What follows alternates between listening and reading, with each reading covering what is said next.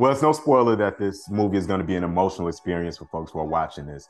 What was your experience the first time you finally got to see this come to life? It was very challenging, but also rewarding because we were speaking a truth. We just made an honest movie. You know, we just aim to tell the truth of our characters and hope that you feel something, and God willing, like, people just walk away feeling connected to the project, but also walk away feeling that huge love that we have for Chad placed in this film. Of course, it's got a lot of special effects, and like we're going underwater and we're going to a new land called Taloca. There's a lot going on and it's a spectacle.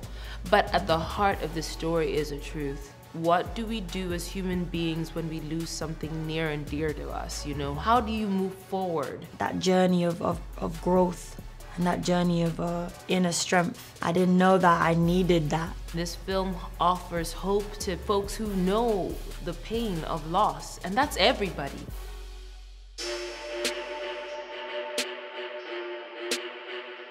All right, first of all, congratulations on damn near the perfect follow-up. This is one of those movies where people are always asking what's gonna happen.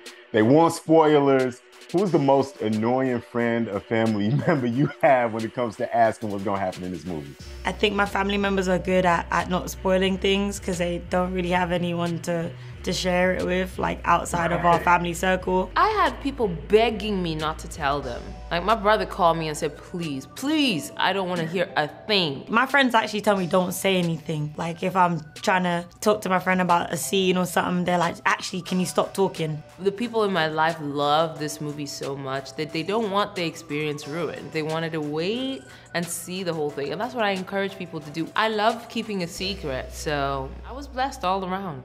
It's not a spoiler to say that this movie is emotional, right? I'm not even somebody who cries in movies. I cried 5 or 6 times watching it. It was that gripping.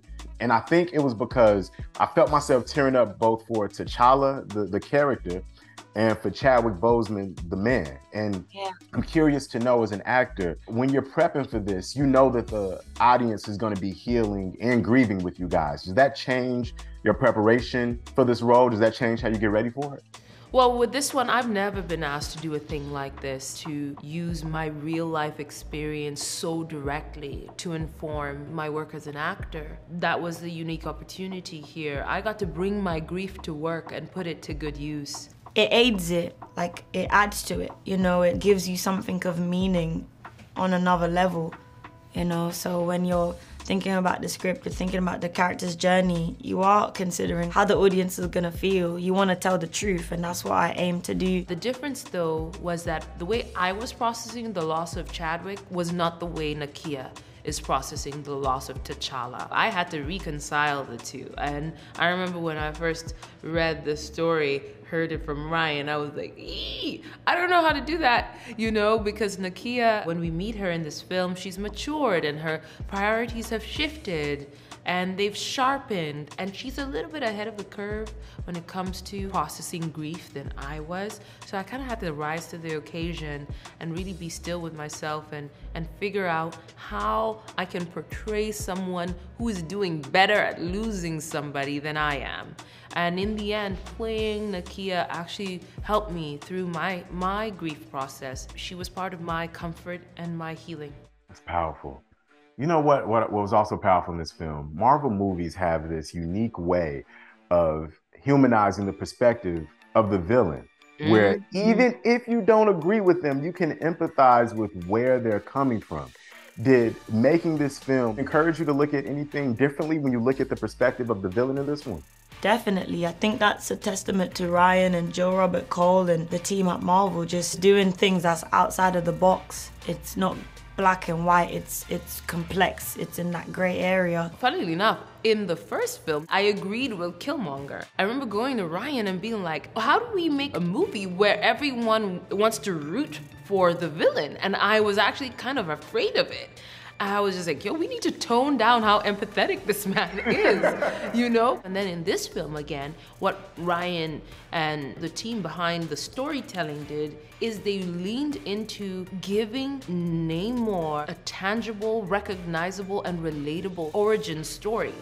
And it's just so politically potent that you can't just cancel him. You can't ignore him. You can't not see the reasoning of why he has arrived at where he is. It brings a color to the antagonist that we don't normally see in movies and allows the audience to go through that battle with us of who's right, who's wrong. It's so easy to just throw a character on there and say that person's bad and that person's good and that good guy's gonna beat the bad guy. And it's like, no, it's an opportunity to bring topics in our society that's quite, you know, sensitive. And that tension, those discussions mirror the real life tension between Black and brown communities with the moment we've had over the past few years.